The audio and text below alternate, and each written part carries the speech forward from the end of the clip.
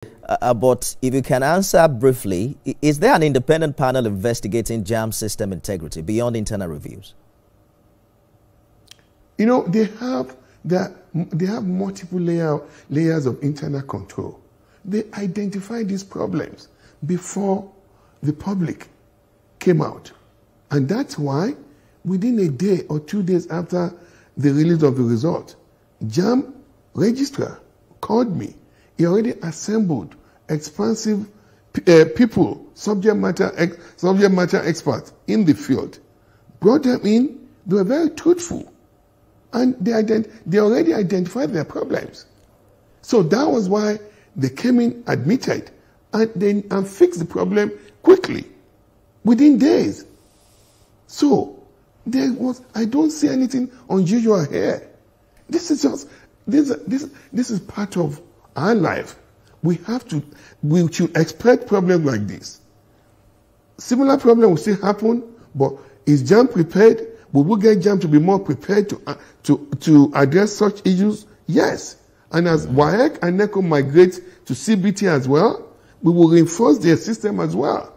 And we've also broken down the silos that existed between all these three major exam bodies. They're collaborating now, talking together. We have a ministerial committee that myself and Minister of State for Education chair, that we're talking together. Just yesterday, we had a mid-time review of the WAEC exams. We found some problems, how those problems can be quickly mitigated. And our medium and long-term plan to prevent such problems from happening. We're very proactive. We are being proactive. It's a different day in the country. The education system is changing, and it's changing very quickly.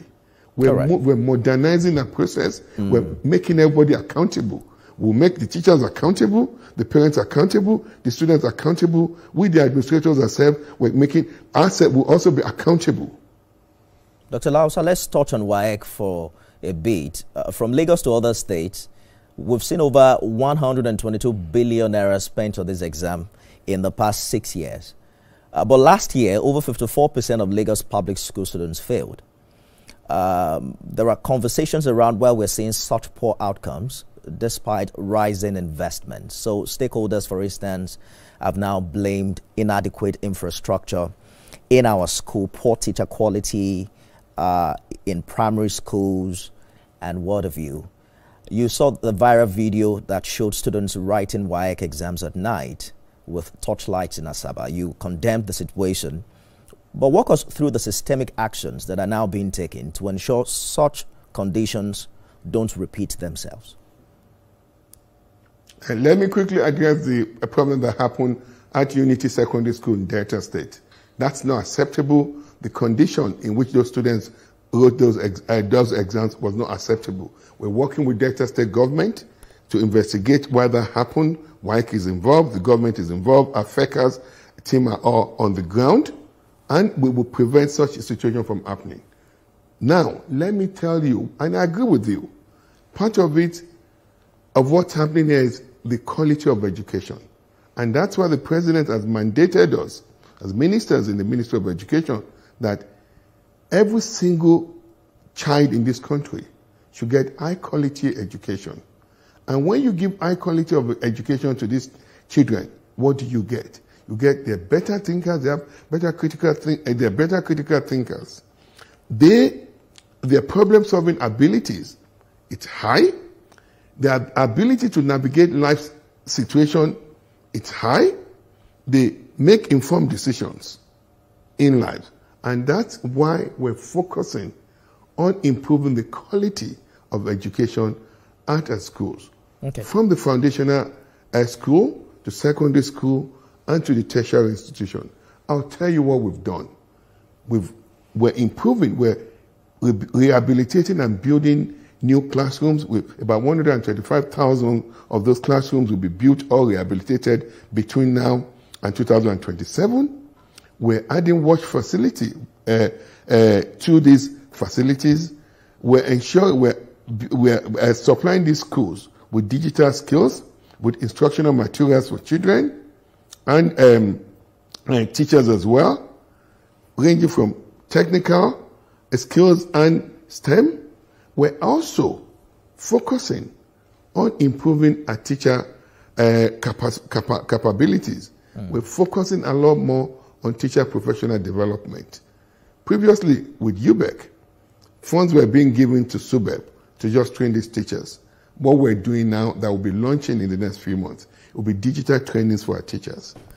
All the content are being developed now, and as we finalize development of the content, these teachers will go on digitally. They will do their continuous professional development. At the end of it all, they will do a short exams. Once they pass, we will pay them for finishing those exams, for passing those exams. So we're incentivizing them to continue with their lifelong learning. We're also focusing on our curriculum. Today, curriculum cannot be static. It has to be versatile and dynamic. We've improved curriculum. We've updated the curriculum at the foundational level, the primary school and junior secondary school curriculum. The teacher professional development of that curriculum is being done as we speak. We will roll out that new curriculum this September. Now, we're also working on the curriculum, upgrading the curriculum for the senior secondary schools. And as we do this, we're also working on infusing AI into our learning, using AI to help our students in their lecture taking, in the way they read after, and also we're deploying AI to help our teachers in their in doing their lesson plans and the way they use curriculum. So we're attacking these problems in a multifaceted way. All right.